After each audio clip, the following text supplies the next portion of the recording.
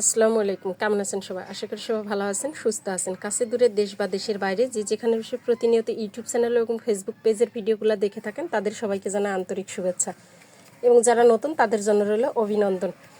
তো জলপাইয়ের আচার কিন্তু অলরেডি মানুষের তৈরি করা হয়ে গেছে, বাট আমি দেরিতে তৈরি করছি। করার কারণ এটাই, কারণ ফার্স্টে যখন করেছিলাম তখন কিন্তু জলপাইয়ের জন্য কিন্তু খুব বেশি একটা যে জলপাইটা পুরো হয়নি, অর্থাৎ গায়ে মাংস হয়নি, যার কারণের জন্য একটু আধা পাকা বা একটু পুরোট হইলে সেই জলপাইটা দিয়ে আচার করতে সুন্দর হয়।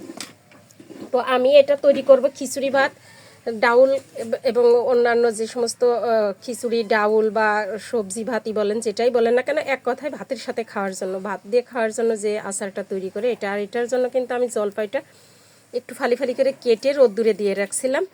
এখন এটাকে তৈরি করার জন্য প্রথমে আমার লাগবে হচ্ছে তেল, সরিষার তেল। আর এই আচারটা তৈরি করতে কিন্তু অনেকটা পরিমাণে তেল লাগে, কারণ এটা হচ্ছে আপনার তেলের মধ্যেই ডুবে থাকবে।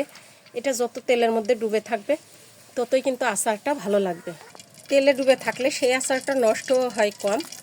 তো এর মধ্যে আমি দিয়ে দিলাম কিছুটা পরিমাণে শুকনো মরিচ, আস্ত যেগুলা ভেঙে ভেঙে দিয়েছি। তবে এইখানে একটা কথা বলি, বিভিন্ন জেলাতে বিভিন্ন রান্না বা আচার তৈরি যেটাই বলেন না কেন ভিন্নতা থাকে, বিভিন্ন জায়গাতে বিভিন্ন রকম ভিন্নতা থাকে। তো এর মধ্যে আমি দিয়ে দিয়েছি আদা বাটা, সরিষা বাটা, রসুন বাটা, এগুলো একসাথে করে আমি মিক্সার করে দিয়েছি। আর এটা বাটার সময় কিন্তু আমি কোনো পানি ব্যবহার করিনি, এটা ভিনেগার দিয়ে বেটেছিলাম যাতে করে আচারটা অনেক দিন থাকে, নষ্ট না হয়।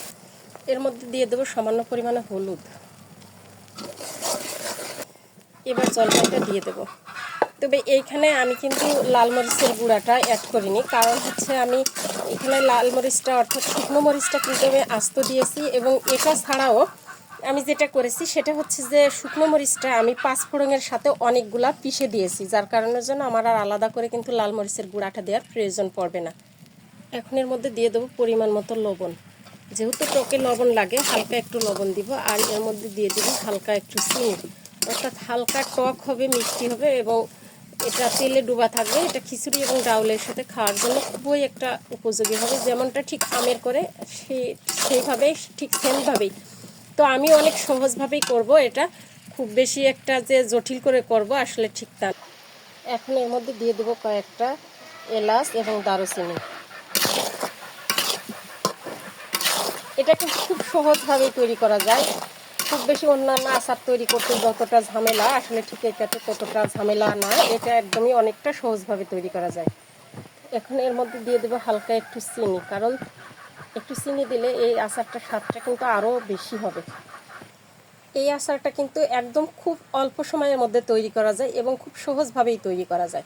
আর খুব বেশি উপকরণের যে প্রয়োজন এই আচারটার জন্য আসলে ঠিক তা নয়। এবার যে ভেজে রাখা পাঁচফোড়ন যেটা গুঁড়ো করে রাখছি শিলপাটার মধ্যে, এই যে পিষে গুঁড়ো করে রাখছি যে পাঁচফোড়নটা, এটাই হচ্ছে এখন ওইটার মধ্যে দিয়ে দিব। যেহেতু হয়ে আসা মুহূর্তে এই পাঁচফোড়নটা দিতে হয়।